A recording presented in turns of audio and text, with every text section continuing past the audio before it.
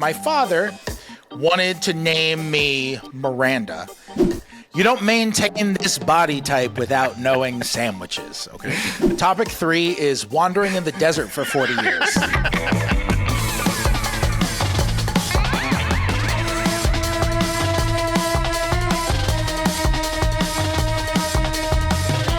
Hello and welcome to Is This Good? The show where we boldly, conclusively, and scientifically decide what things in this big wide world are good. I'm Matt Austin, and with me as always is production powerhouse Jason Doyle. Hello. Hi JD, thanks for coming. Today's guest has worked for every sports outfit you can name. ESPN, Bleacher Report, Fox Sports. Did you think I would forget about RotoWire? I have it bookmarked, okay? He's currently the New York Knicks beat writer for The Athletic, co-host of the Tampering podcast, and maybe, just maybe, the heir to the Katz's deli fortune. There's money in corned beef, people. Please welcome the one and only Fred Katz. Fred, welcome to Is This Good? RotoWire. That was the first place that ever paid me to write about sports. Mm-hmm. The first place that did it. I interned there when I was in college. They were awesome. Like the nicest people ever. They were so good. And after I interned, they let me write one NBA story a week about NBA prospects and start a fantasy baseball podcast for them, which I asked my friend who was in a band at a college at the time, to come up with the theme song for it. So he took his time and he wrote this very sports intro to the pod. And now his band is wildly successful in opening for the Jonas Brothers. Oh. So a great piece of trivia called Lawrence. If you're a fan of Lawrence, a great piece of Lawrence trivia is Lawrence secretly wrote the music intro to the RotoWire Fantasy Baseball podcast, which a college student started 12 years ago.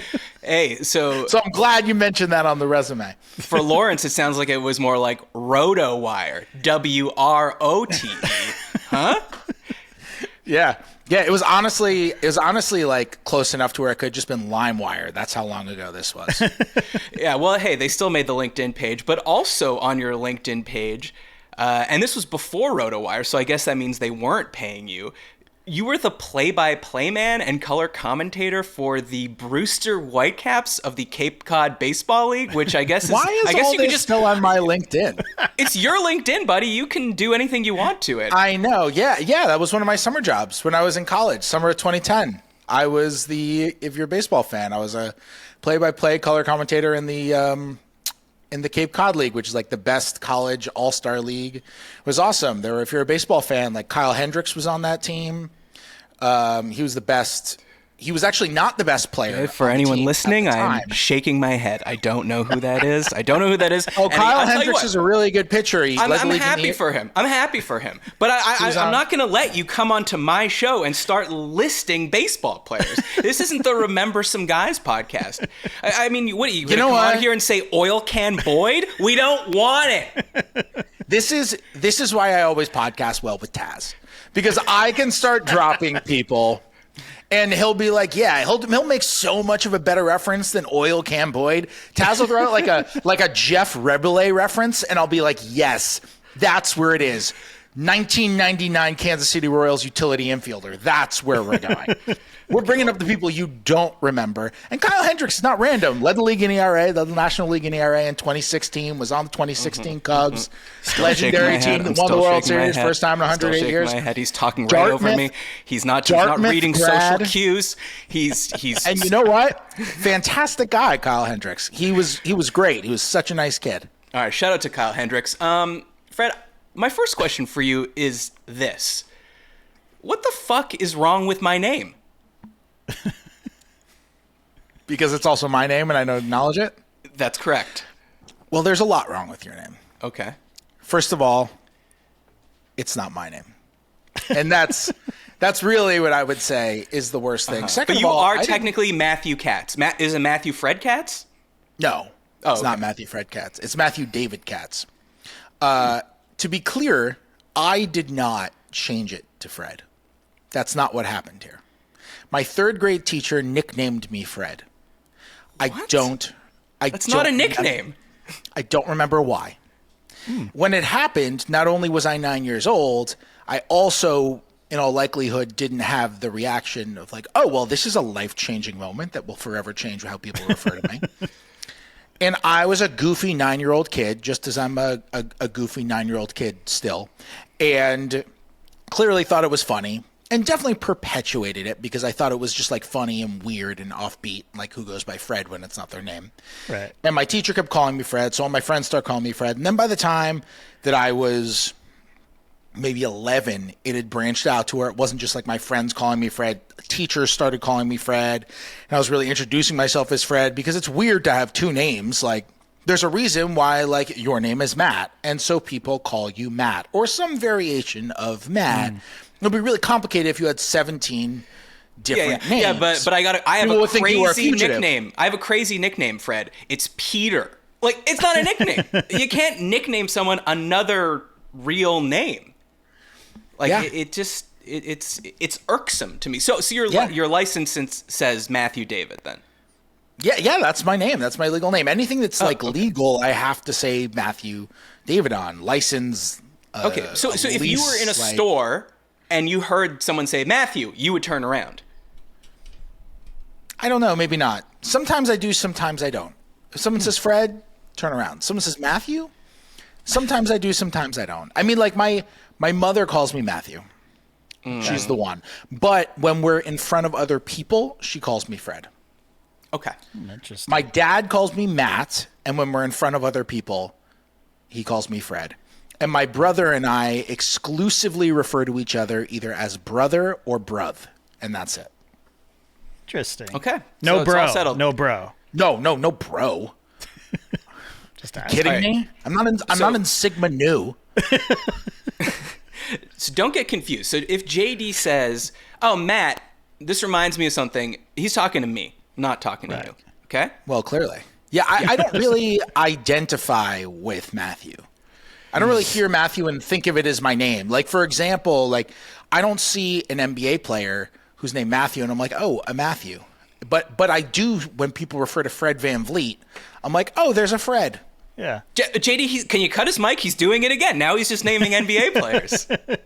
Well, I've heard of Fred VanVleet, though. Yeah, of course you have. Former Toronto Raptor, but I don't know. Are there NBA players named Matthew? Della Vedova? Yeah. Oh, very good, JD. Very good. Okay, that's it. That's the last one. That's the one. That's the last one we will name. All right, some quick housekeeping. If you'd like to support the show, please join our Patreon, patreon.com/isthisgood. Great time to sign up for a free trial so you can listen to this week's Great Beyond, which is Patreon only. JD, you might be hearing this news for the first time, but I looked at the calendar and it is true. And it's going to be a banger because JD's like been teasing a story that he has on No Dunks that he won't tell on No Dunks that he's going to tell on the Great Beyond. So go to patreon.com/isthisgood. Please send topics for future shows to isthisgoodpod@gmail.com and subscribe on YouTube and leave a review on Apple Podcasts. You see how that was really boring to you, Fred? How I was just saying stuff that you weren't interested in, you weren't talking? That's what the intro felt like to me. But I'm sure it's going to get only better from here because the premise of the show is very simple. I'm going to give you a topic and you tell me if I'm going it's to good. randomly answer everything with like 2003 Baltimore Orioles now. Like, I'm just going to come on. You're going to be like, is this good? And I'm going to be like, yeah, you know, it reminds me of that time Luis Matos hit 303 in 2003. Had a nice defensive season for Baltimore. They weren't good. And you know what's crazy? I can feel the subscriber count lowering. And their left fielder, Larry Bigby, another guy nobody remembers, also hit 303 that year. What just, you know, what an incredible series of coincidences for the Baltimore Orioles, who won like 68 games. I didn't realize we'd invited Bill James on this podcast. All right. Our first question for you, Fred. Bargaining. Is this good? So when I say bargaining, I don't mean the third state of grief. Shout out to Lizzie KR. I mean haggling. So bargaining/haggling. Is this good, Fred? Clearly, I just want to say, clearly what went through Matt's mind here was like, all right, we're having a Jew on the podcast. No. And that's exactly what I was worried about. That's exactly what I was worried about. Is bargaining good? Well, we know what Fred's going to say. It's honestly, I mean, I don't want to fucking get into it, but just Twitter is just fucking Intros me as intros me as the heir to Katz's Deli. Yeah, I can hear the three Lives in New brackets York. around your name. Oh God, this is not going to do well in certain parts of the world. Of course, bargaining is good. Of course, bargaining is good. Bargaining is a necessary part of not just business, but of life. Mm-hmm. Of course, bargaining is good. What, are you just supposed to take a raw deal every single time in your life, even if it's completely unfair to you? No, you bargain. And now bargaining. Okay, what are you bargaining on, though? Because I think that there's not many places left to bargain. Because, like, everything is a giant corporation right now, right? So you walk into Wal-Mart, the clerk there or the cashier has no authority to give you a discount on Scott's extra strong toilet paper. But, like, a sole proprietorship, like perhaps a gentleman at an antique shop might be able to get you a better deal. But almost everything is like a corporation now. So where are you finding places to bargain? First of all, you're straw manning me. Because that reaction right there was not a response to is bargaining good.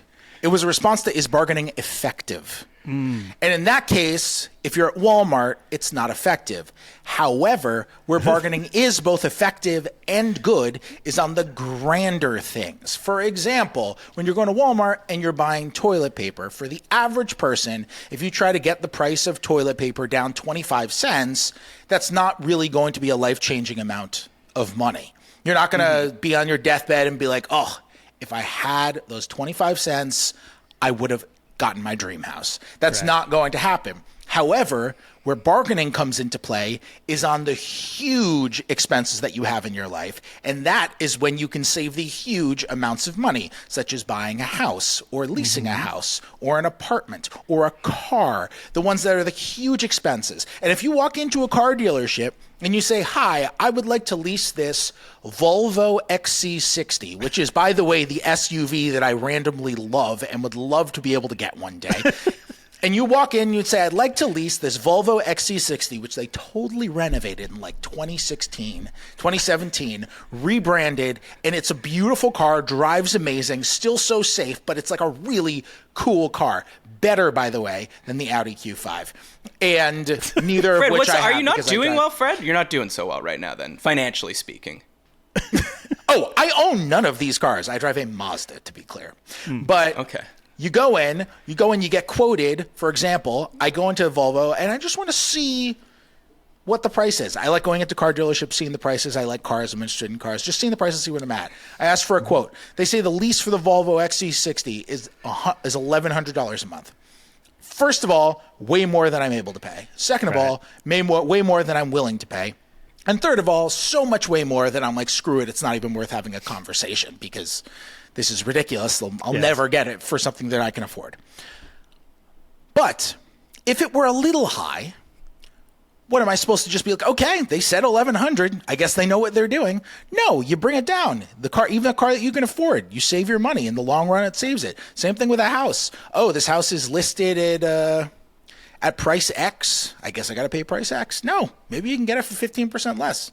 So yes, bargaining is good, but bargaining with contentiousness is bad. But that's just bad bargaining. But I think that because bargaining involves confrontation, and we are not a confrontational generation, if I could speak in grand terms here, I just think we've lost the art of haggling. I just feel like people don't do it because they think that it's rude and it's going to cause a confrontation. And I think there's shame in bargaining. Maybe shame because it's like, oh, I can't pay the price they're asking, but also this idea that someone's saying, hey, my service is to build fredkatz.com, which I don't think exists, actually. You should probably get on that. It might exist, but it's not for me. Well, there's a famous MattyOJDcats.com. Now that's a website. There's a famous cellist who passed away about 10 years ago. Oh my God, is he going to start naming cellists now, JD? I can't handle it. Yeah. We can gone play from Yo-Yo baseball Ma players and to the outro music. to basketball players. Then he fucking started naming cars, and now he's naming cellists. It's getting out of hand. Okay, so yes, so someone tells you it will cost $10,000 to build this website. My time is very valuable. That's what it costs. You're gonna have the nerve to tell me, a struggling graphic designer, that really it should only cost me $8,000. If that's right. I mean, I think there's a fallacy in your argument, which is that bargaining is confrontational. And I guess it depends on your definition of confrontational. But good bargaining is not necessarily just being like James Harden and the Philadelphia 76ers and just being like, you will do this because you're a liar and you're the worst. Because guess what? James Harden is bargaining, but he's doing it wildly ineffective. Because guess what he's not getting? Anything that he wants. Right. Good bargaining is when you come in and you say, who has ever gotten a raise from a job without bargaining? Good bargaining is when you come in and you say, instead of saying, okay, this is what I make and I deserve more because I work my ass off and I'm so good and you guys deserve to pay me more. That's not good bargaining. Good bargaining is when you come in and you say, so here's the deal. I've done my research. I make this, and I've crunched numbers, and I see that my work has brought in this amount of revenue to the company. And because my work brings in this amount of revenue to the company, then I believe it's a fair salary for me to get something in this range. Or you go to the graphic designer, and the graphic designer is asking for $10,000, which, by the way, sounds like a very expensive graphic designer, depending on what you're having him work on. But we're doing Flash. We're doing HTML5. We're doing the whole thing for you, Fred. Come on. By the way, just to jump in here and say, oh, I make X and I know how much my work has brought to the company. What is it, your little, Jalen Brunson had a cold today? What, that's making the Athletic billions? Yeah, billions. That's why I asked for billions. You come in and you say, I'd like to buy a Volvo X5 or whatever it's called. Please pay me more. Yeah. Okay. No, what you say is, this is what I'm bringing in. This is my value to the company. And if I leave, this is what it would cost the company. And that is how you do it. And it's not disrespectful. It's not confrontational. You don't raise your voice. You don't insult. You acknowledge that what they're saying is legitimate. I understand where you're coming from. However, this is what I believe, and this is why I believe it. And here's the information that I have in order to back it up. That's how you do it. And that's how you can get what you want. And by the way, if your bargaining presents something that is also good for the person that you are presenting it to, they'll probably agree because it's good for them. So if this person says, yeah, it's $10,000 to design fredkatz.com, and it's actually $11,000 to design MattyOJD.com because the characters are longer, then, and I say, well, I've spoken to 6 other graphic designers who have as much experience as you, as much success as you, and they are all $8,000. I say, use them then, Fred. Use them. Great. You just lost $10,000. I don't even want the money because you know what? Graphic design is my hobby. I think I totally agree with you, but I think you're talking about bargaining for big things like a salary or a car. But like when I think of haggling, I more think of like an open air market, like a Casbah kind of vibe. And I do think that outdoors is the last place you can haggle in America. Like if someone is selling something like a purse on the street, you can haggle. Someone's selling a purse in a store, can't haggle. There's something about the outdoors that makes it so that one can bring down the price. That is true because outdoors you're closer to a bazaar than you are to a market, and the bazaar is where you haggle. The bazaar is where the infantile states of haggling began. So yeah, that's the genesis. And then and yet you can't haggle indoors. How bizarre. Huh?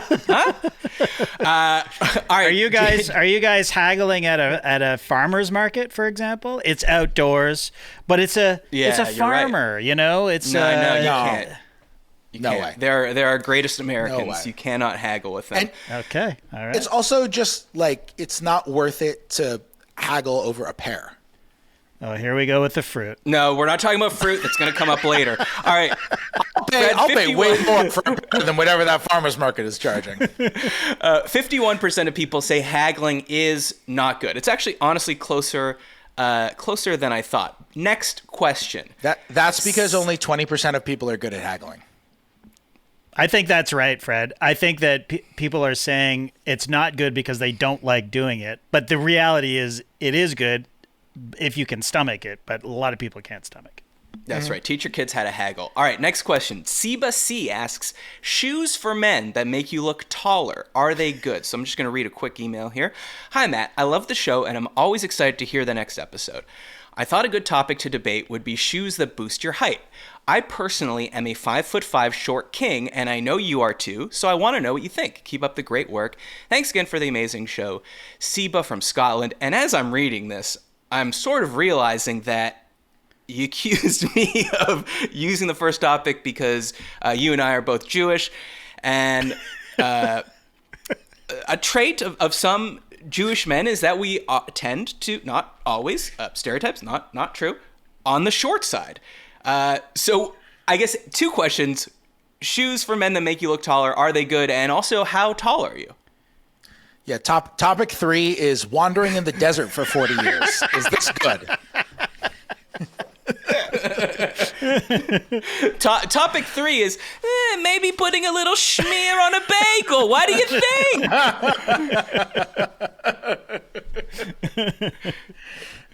I mean, we could really, we should just do it. We should just lean all the way into it, right? I'm 6 feet. And Fred. He is. Are you really? Yeah, I'm He's 6 feet. He's tall. Yeah. He's as tall as me. Okay, you see, He's stereotypes aren't true. Okay, so have you ever been to a website called... I have. I didn't realize this. Have you been to a website called factsbuddy.com/Fred Katz? I have absolutely no idea what that is. Okay, it was a website, probably did not cost $10,000 to design. But I went to see if you had a wiki, which you don't. But there is a site where you type in Fred Katz writer, factsbuddy.com/Fred Katz. I encourage everyone to go to it. Under the heading, go to it and tell me when you're there. And if you're there now, read what it says under the heading Fred Katz height. Oh, it's not loading for me. It says page not found. Facts, buddy? Yeah, factsbuddy.com. It's okay. I'll read it for you while you search for it. Okay. It says, this is a direct quote. He is a man of average stature and stands at a height of 5'7". I'm not making it up. Factsbuddy.com. So they're doing you dirty. Everything on this site is wrong. It also says I was born in Baltimore County. I've been to Baltimore like one time in my life for 3 minutes. It also says your net worth is $754,000. 750. Well, whatever. I can't fucking read numbers, okay? When I'm podcasting, if it's 6 digits and I have to use the thousands, it's about $754,000. You can feel free to tell us if that's accurate as well. Well, if that were accurate, I'd be driving a Volvo XC60. I'll tell you that much. And I think my favorite part is he keeps his personal details private. Therefore, his exact date and year of birth are not known to the public. It makes it seem like I'm I destroyed my birth certificate. Like, if you hit me up, I'd just be so no one knows your real name. You destroyed your birth certificate. I was actually born on the same day and year as James Harden, August 26, 1989. Wow. And so whenever people talk all summer, all I hear is, Harden's really getting up there. Like, he's no spring chicken. Like, this is it's like now or never. That dude's about to keel over. And I'm like, shit. Like, this is terrible. We were born on the same day. Like, this is awful. I'm having neck problems. I'm like, oh God, I got like 2 good years left and that's it. It's so personal. So no, I was not born in Baltimore County. My net worth is not that. I do appreciate how I keep my personal details private. Therefore, my exact date and year of birth are not known to the public. However, it is known that I am worth exactly to the dime $754,000. Okay, but see, I almost want to retract this question because what the fuck would you know about needing to wear shoes that make you look tall? Well, no, I actually have a strong opinion on this. Okay, go ahead. Go on. Not only is it not good, it's horrendous. Okay. Wow.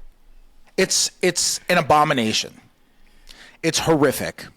And I don't even care about it morally, people wanting to seem taller than they are. And I assume what we're talking about here is not like a shoe that's a quarter of an inch higher than another shoe. I assume we're talking about like elevator shoes or something. Yeah. This isn't like wearing like an Air Force One or something. Right. This is like wearing a shoe that is designed, like there's this company called Konzuri that keeps popping up on my social media.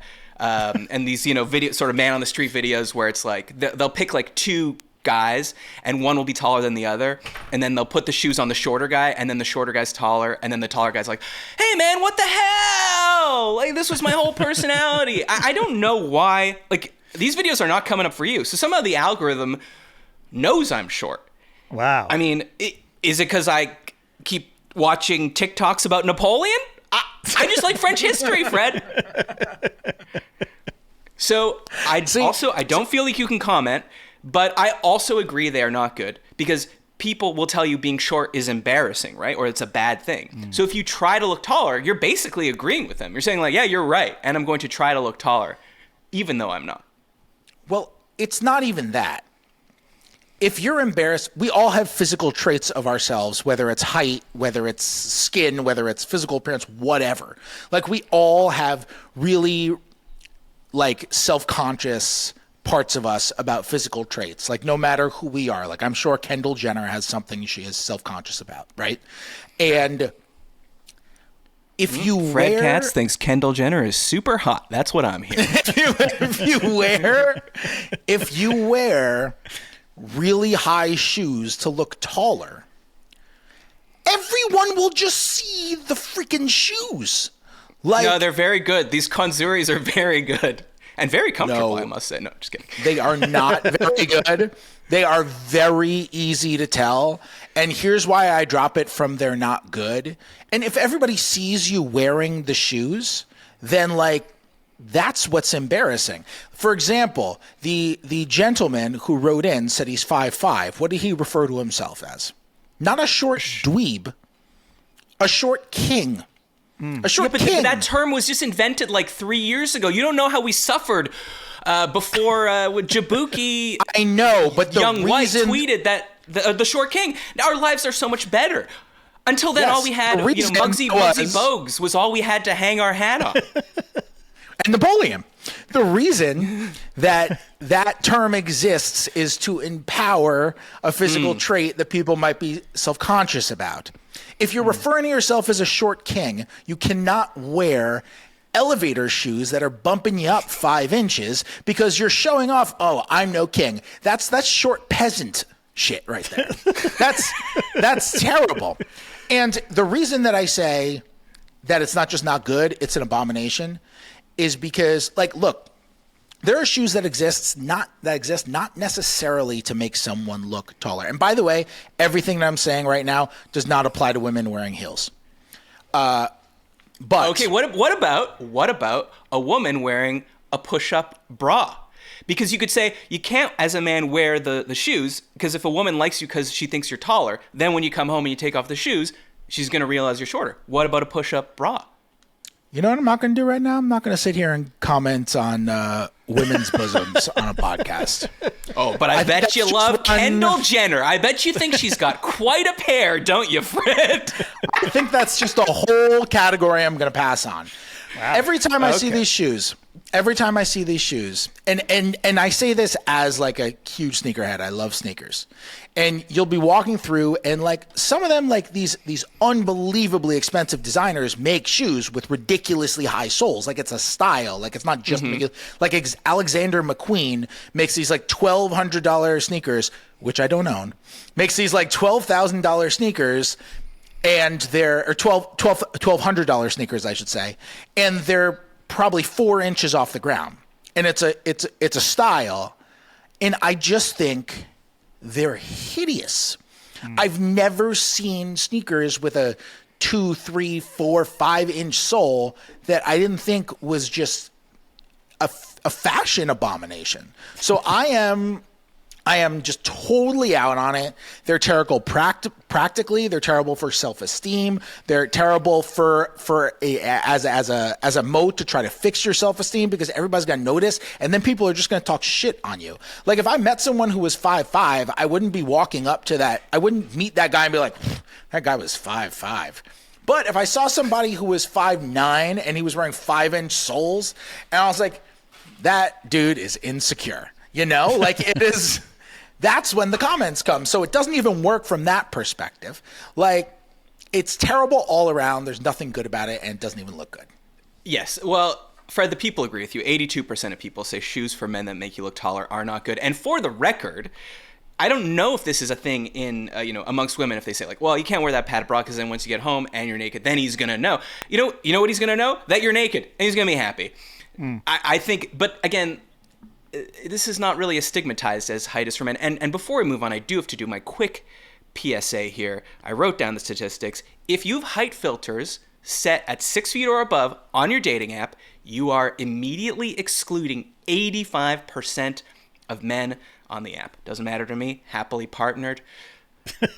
Live your life. But if you are a woman and you are a heightist, I would just like you to think about that. You're excluding 85% of men. JD, I do realize I'm not letting you talk at all, partly because Matthew David Katz has a hard out, and partly because I understand. Partly because you're tall, and also partly because you are not Jewish, and this is just two old Jews yelling at each other suddenly. I love it. All right. Well, with your blessing, I will move on. Fred, unfortunately, it's time for the Is This Good segment where everything's bad. It's time to pick your poison.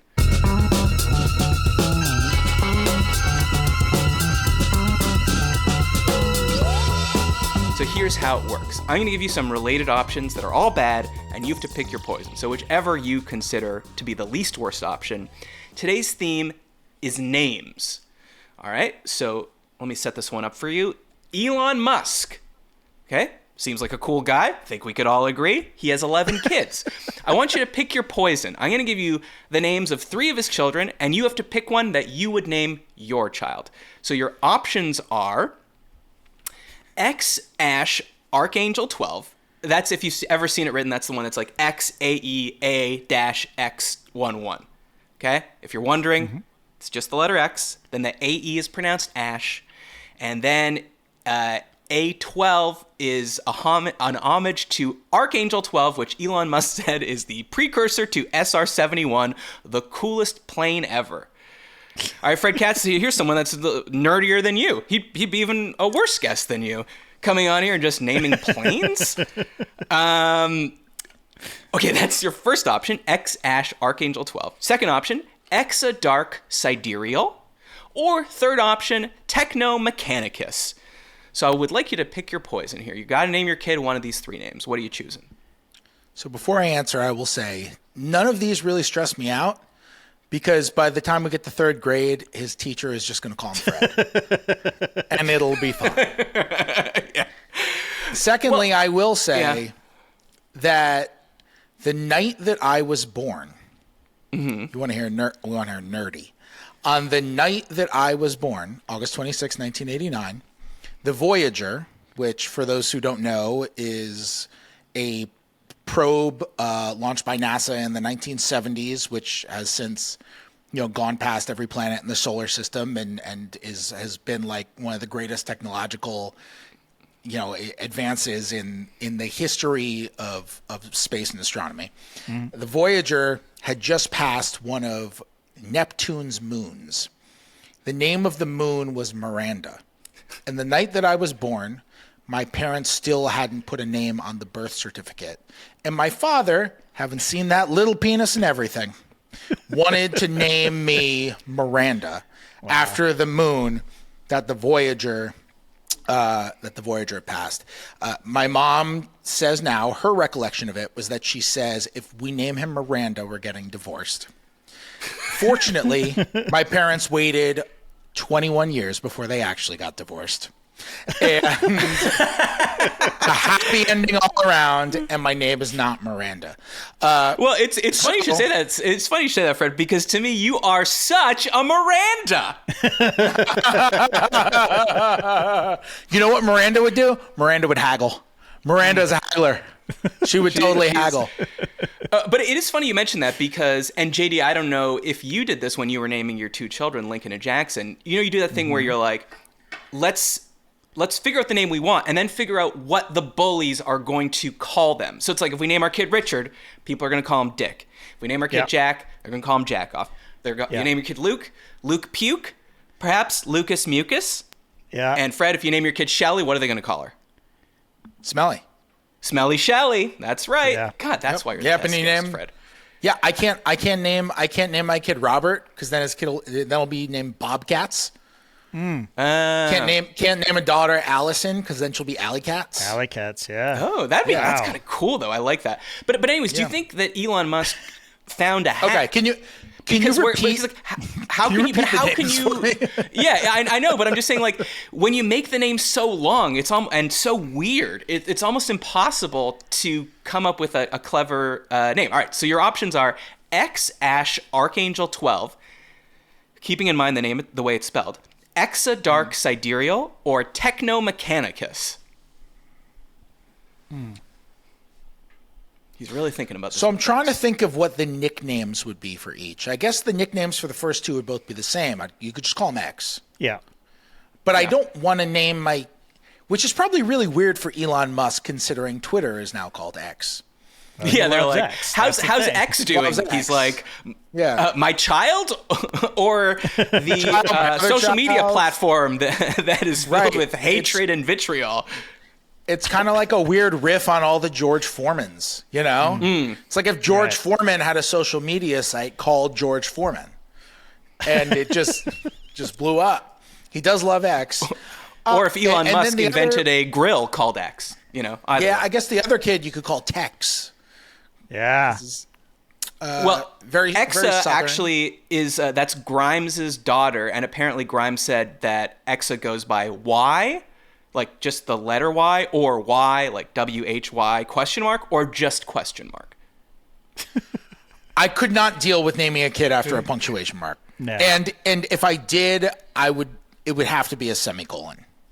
However, Obviously. I think I'm gonna go with Techno Mechanicus. Is that what it is? Yep. I think that's the correct answer. I think I'm gonna go with Techno Mechanicus. It's the least bullyable of the other ones. It has no punctuation in it, which is nice. Yes. You don't have to worry about that. It's the easiest to spell. And part of the reason why I'm choosing it, I think it's the easiest to remember. And you could just call the kid Tech for short, which is like kind of cool. Obviously not a common name, but I could be like, yeah, my friend Tech is coming over. Yeah. You know, like Yeah. that could be a nickname for something. I'm sure there is a country out there where there's a longer name that's common in that country, and Tech is the nickname for it. Sure. So I think I'd go with that. Call him Tech, and in third grade he can change his name to Fred. And people would just probably call him like Transformer or something. Like, Yeah. I mean, Yeah. Techno Mechanic Dick? Techno Mechanic Cuck? It's too long. I know. I think you're here's safe the with thing. it. I think you're safe with it. Once they know what a cuck is, they're way older. They're way past the nicknames, and hopefully Tech self-esteem is high enough to where he'd be like, yeah, Technomechanic Cuck, that's hilarious, you know? So, like, Right. I think you're okay on that. Yeah. Okay, good. We've settled that one. So let's move on to, well, first of all, let me ask you, Fred Katz, do you have a cat? I do not. Okay, perfect. So let's say you're going to get a cat. These are real names that celebrities have given their cats. I want you to pick your poison. So you got to pick one of these to name your new kitty. All right, Martha Stewart's cat, Empress Tang. Okay, Empress Tang, I think, was the only female emperor in one of the Chinese dynasties, but also is already a cat. Synonym for cat is already pussy. Do we really need Tang in the name of the cat. These are just things to look out for here. Okay, because my mind's working on all sorts of levels. Jonathan Van Ness from Queer Eye, his cat's name is Liza Meow Nelly. You might think that's cute, but just a rough pun. It's a meowthful. Yes, it is a mouthful, JD. Hilaria and Alec Baldwin's cat, Camila Valenciana Azul. Okay, which I think is kind of funny because, Hilaria, she's gotten into some hot water for having speaking in a Spanish accent when she's from Boston. Mm-hmm. Or Ellen DeGeneres' cat, Chairman Miao Zedong. Okay, now if you're asking me, that's a better name for Ellen, because I heard she's a bit of a dictator. Yeah? All right, so your cat names to choose from: Empress Tang, Liza Meow. You don't have to read them to me. You don't have to read them to me. Okay, what are you going with? It's unquestionably Chairman Miao Zedong. It's without a doubt. That is a hilarious cat name. I mean, a lot of people did die under his reign. Yeah. Oh, yeah. Totally. Yeah. Okay. Totally. What about Paul Pot? The Pawl Pot, like paw. Anyways. Yeah, well, shit. Yeah. What about Adolf Hitler? That's what Fred Katz would want to name his cat.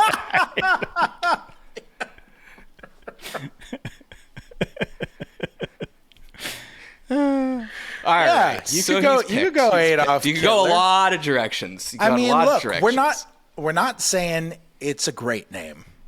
No. But it is a really good pun. And if I'm going to have to break down the subcategories of all of this, like you're right, the Martha Stewart one is just a bad pun. Or the Liza Meow Nelly, yeah. Like that's just a bad pun. Like that's not a good pun. You can go with something better than that. Chairman Miao Zedong is great, and I think the reason why it's great is because she includes chairman. Chairman is what makes it funny. Just call it chairman. Really that's kind of funny. Chair.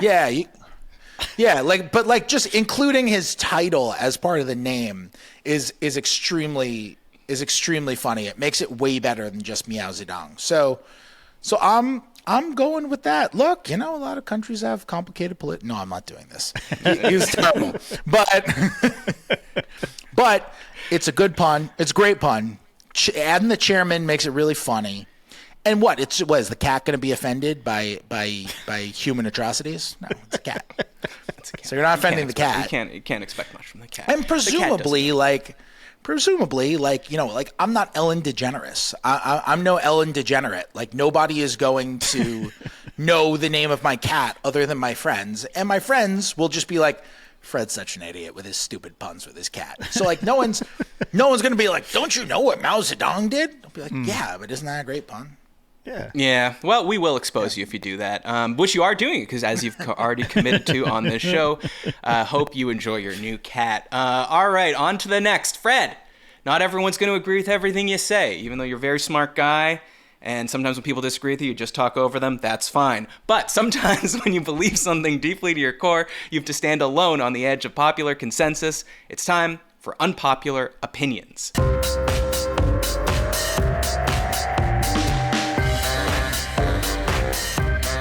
All right, so these are unpopular opinions taken from the subreddit. But if you have strongly held beliefs that most people disagree with, you can email them to me at isthisgoodpod@gmail.com. So the first one, club sandwiches don't need the third piece of bread. A heater. And then this person actually called it a clubhouse sandwich, which I've never heard, but I guess that is you never heard what clubhouse? Yeah, that's what it's called. I've never heard that. Yeah. And we know sandwiches, JD, okay? So... You don't maintain this body type without knowing sandwiches, okay? So a club not sandwich... How this pear-shaped frame maintains itself. Well, luckily you're 6 feet, so you stretch it out. You're 5'5", you can't eat as many sandwiches. Yeah, I mean, look, with all that $754,000 in my bank account, I can pay for a really nice trainer. So, Well, what do you think? Do you think the club sandwich needs the third piece of bread? Because I certainly do. Totally agree. I think it absolutely does not. Yes. No, I think it does not need the third piece of bread. Oh, fuck.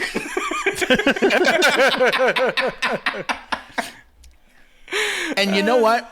I'm going to sound a little Clintonian here. It depends on what the definition of is. And I'm going to say it depends on what the definition of needs is.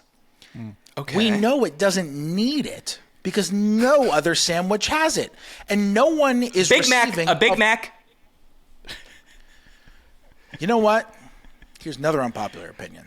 Big Macs suck. Whoa. They are not, and by the way, I didn't say McDonald's sucks. I said Big Macs suck. Big Macs are the worst item at McDonald's. They suck. And there's my unpopular opinion.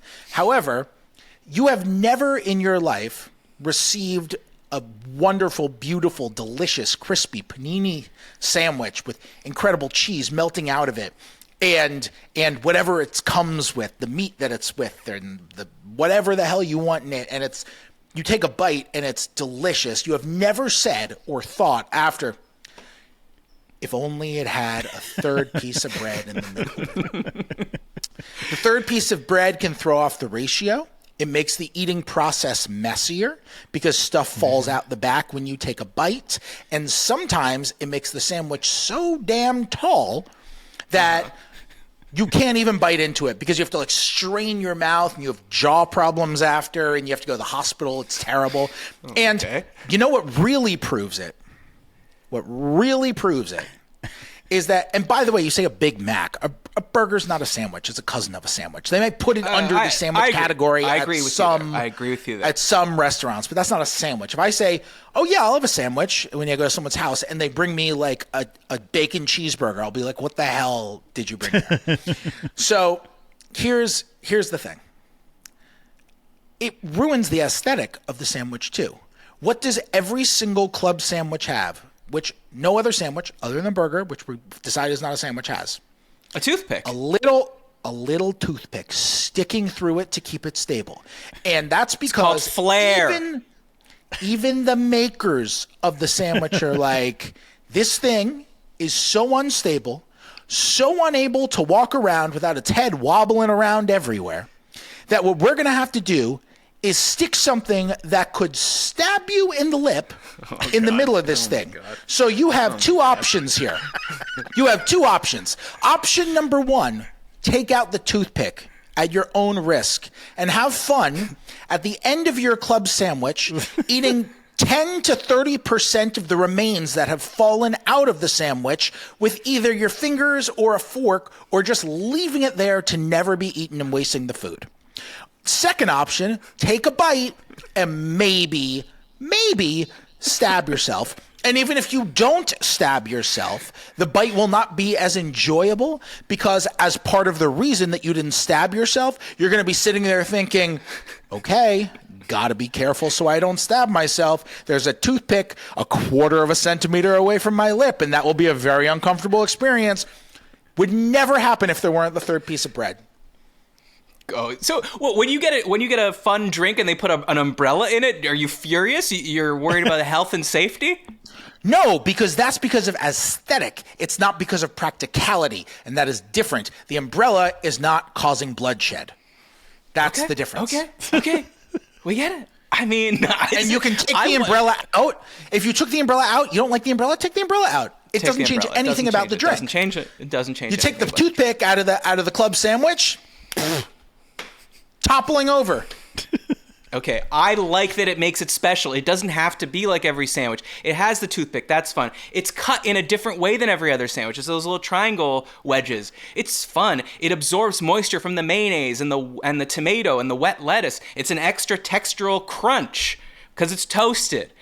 But someone's gonna die, so I guess we can't have club sandwiches anymore. You think anyone's ever gone into the ophthalmologist and they say, "Oh my God, what happened to you?" He said, "Club sandwich in your eye." I think the ophthalmologist would be. I think the ophthalmologist, their first reaction would be like, "Why are you eating with your eyes?" I think that would really be the first one. How do you eat? Well, someone in the comments said club in club sandwich stands for chicken lettuce under bacon. That's horseshit, right? It sounds like horseshit. Yeah, okay. Sounds it sounds like like people say like Well, then fuck where is does like fornication fornication come from? Well, actually I can tell you because I did write it down. Apparently it was invented at the Union Club in your hometown of New York City in 1889. I don't know if it's still there, the Union Club, but maybe you could. I mean, I was also thinking about this.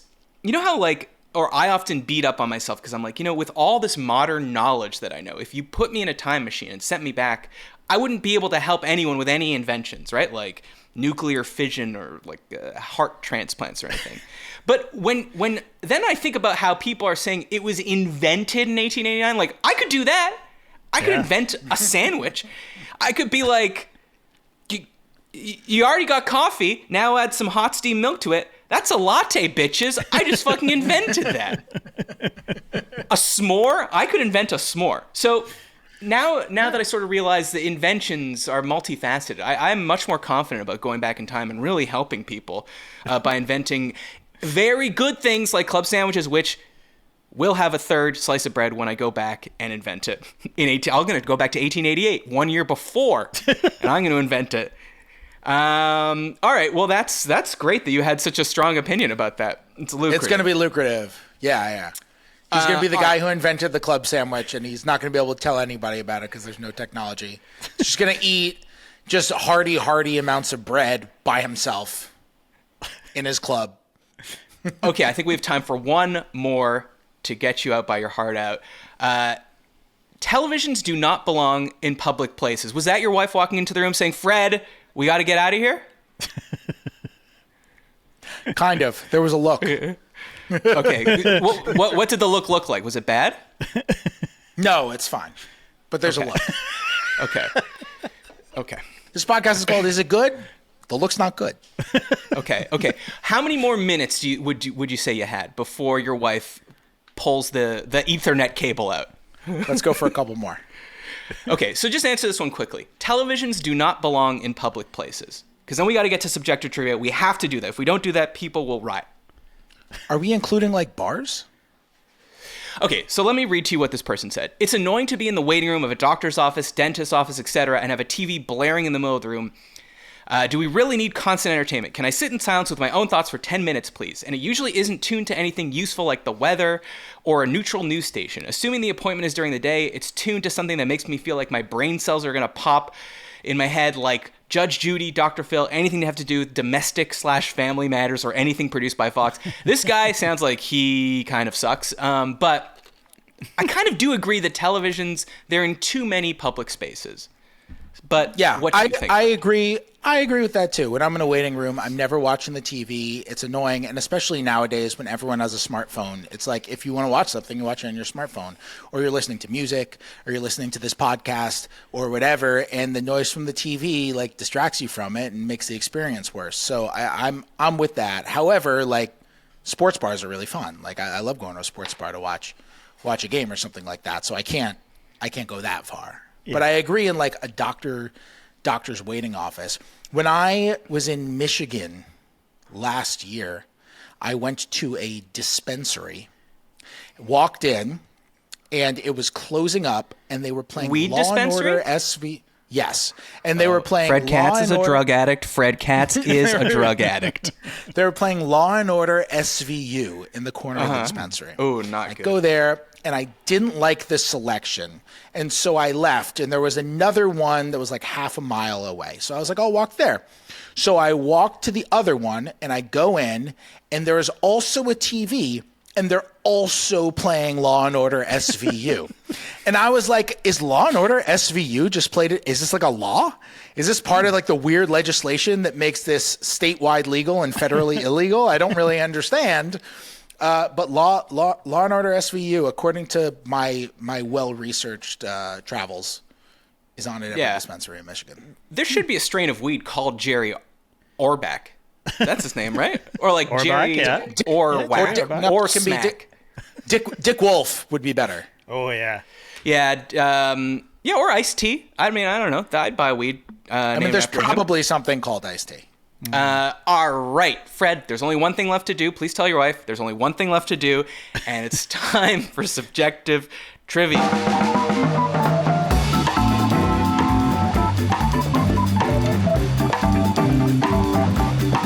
right, subjective trivia is just like regular trivia, except only I know the answer. So something I learned about you from your appearance on No Dunks is that you love fruit. You mentioned it already in this podcast. That's how much you love it. But my question for you is, what is the worst named fruit? Here are your choices. Pineapple. No pines, no apples. Honeydew. No honey. And dew just means wet. Wet honey? Nah. Grapefruit. Grape is already a fruit. Grapefruits taste nothing like grapes. And you put fruit in the title, you're running out of ideas.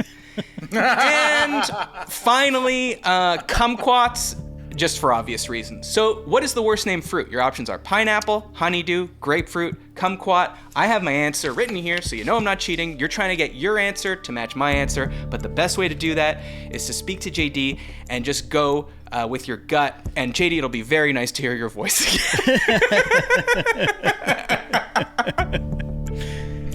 Well, Fred, I don't have a passionate opinion on this, so what do you passion think? fruit's not one of the options. Okay. So I think it's definitely not grapefruit.